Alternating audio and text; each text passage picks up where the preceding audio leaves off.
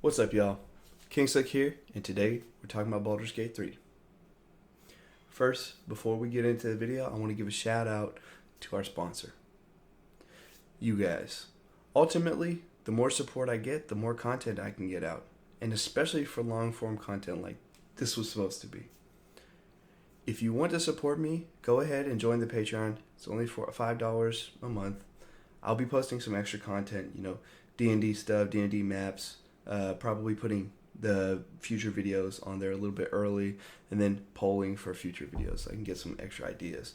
Maybe some games that you guys would want me to try out and review. But I appreciate that, and thanks again. Now, I was supposed to get this video out probably like 3 weeks ago, but, I got sick.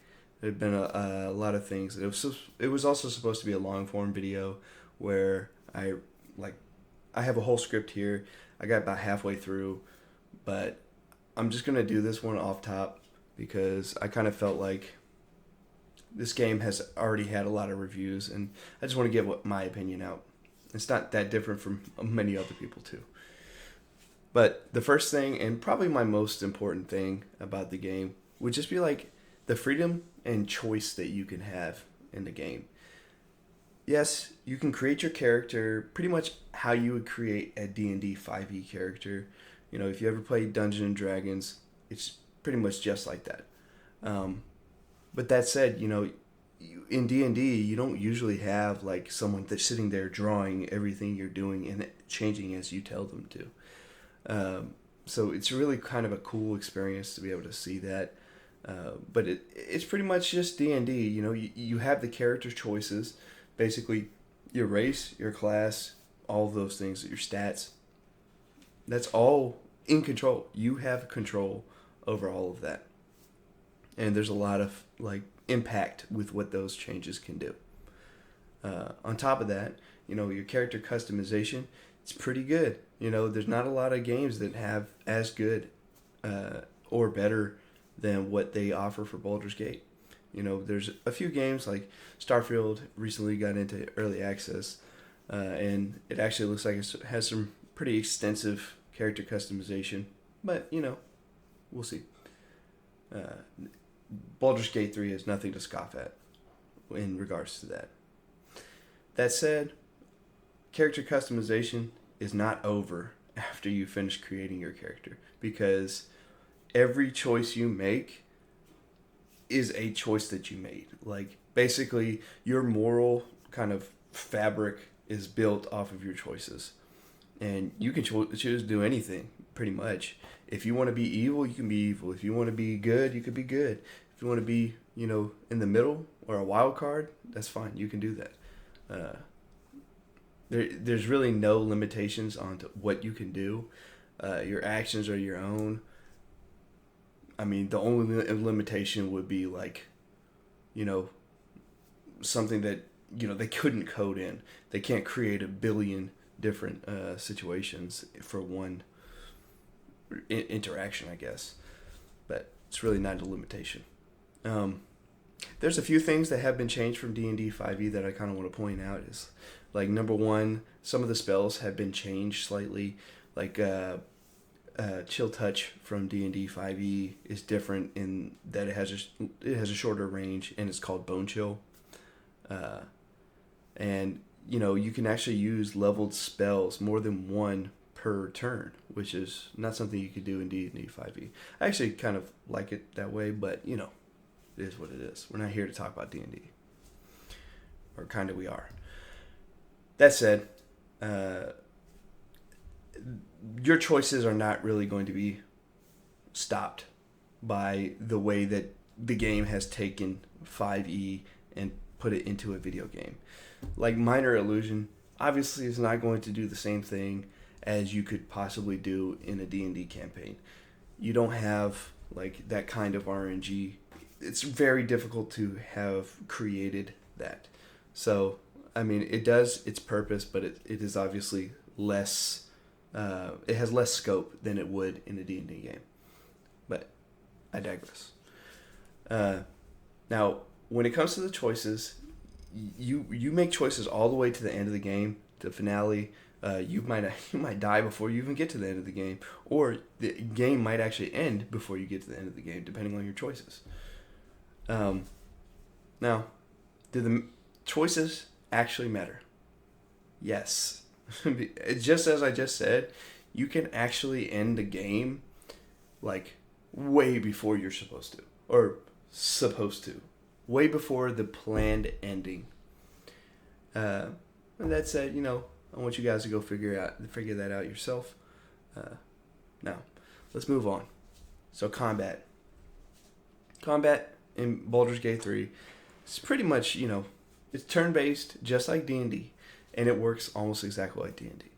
There's a few things that are changed here and there, like bonus action, push, and jump. And I like it. It's pretty good. I like most of the changes they've done, and some of the changes they've done are things that I wouldn't want in D&D, but they work in the game. Namely, like the bonus action jump. It's kind of weird that you can't jump with just movement. It just doesn't work in like actual D&D, but it does work in Baldur's Gate. The combat is great, and I've heard people say it's addictive. It's not like there's like an action game. It's not like that kind of addictive, but it is addictive if you like tactical gameplay. So it's pretty cool. Now gameplay, again, if you like tactical gameplay, this is also going to be a good game for you.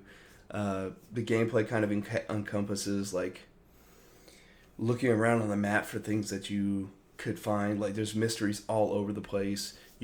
I probably haven't even looked at like maybe 15% of the whole map, and I've beat the game 3 times at this point. Now story, okay, story-wise, man, this game is great. And not only I don't know how they've done it. They've made it so that the story for one person is just as good as the story for the next person, even if they play totally different things. It's crazy. I don't know how many endings there actually are, but I would assume there's a lot of them, and I would also assume that the stories massively differ. I actually know that for a fact. Because I played a good campaign, and then I played an evil campaign, and then I played a good campaign. As I am an edgelord. Anyways, story-wise, I would say Act 1 is a 10 out of 10. Act 2 is probably like, I really like Act 2 more after I beat it for the second time.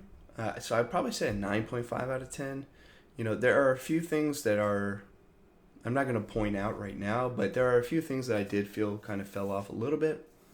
And then Act 3 is kind of where I was like, okay, I see that some of this, maybe not rushed is the right word, but I can see that at that point they have branched out to so many different endings that maybe there has been some issues there, especially considering like certain choices you make didn't change the story in the way that you expected, and like things that you did are not being recognized by the characters, or they're recognizing something that happened way differently. But I think that just has something to do with the polish that they're going to improve this over the time. I guarantee you in like 6 months everything is going to be like tight as hell. But for now, the story and the gameplay and stuff for Act 3 is probably the lowest point of the game, which is still very high. It's like I would still say it's an 8 to 8.5 out of 10. Now, there are certain things that I do want from Baldur's Gate. Okay, I want every option from all of the source books and from D&D 5e. And when I say that, I mean every one of them, because just imagine how many more choices you could have if you had all the feats, all of the subclasses, including Artificer. They could even add Matt Mercer's what is it called? Blood Hunter, the Blood Hunter class. That would be kind of sick too, to be honest. But we'll see what happens. I assume that people are gonna make mods for this anyways, so we'll see. Now, I love Baldur's Gate 3 as it is right now, but Baldur's Gate 3 in the future is going to be even better. So if you are like trepidatious on whether to buy it, I would say, if you're worried about buying something and being disappointed, you will not be disappointed. It is, I would say, at least a 9.5 out of 10, if not just a 10 out of 10. This is as close to a perfect game as I could ask for. It's not for everybody because of the tactical combat, but it is a very good game. Yeah, that said, if you are worried about spending money and then trying to get the most that you can out of it, you could wait probably like 6 months and then buy it with all of those changes that they're making. They've already made a bunch of changes that added a whole bunch of stuff that I wasn't even expecting, that I want you guys to find out yourselves. But anyways, yeah, that's that. Come on, focus. That's that, really. I love Baldur's Gate 3, and, I look forward to what they're going to come up with next, and I'll see y'all later. Peace.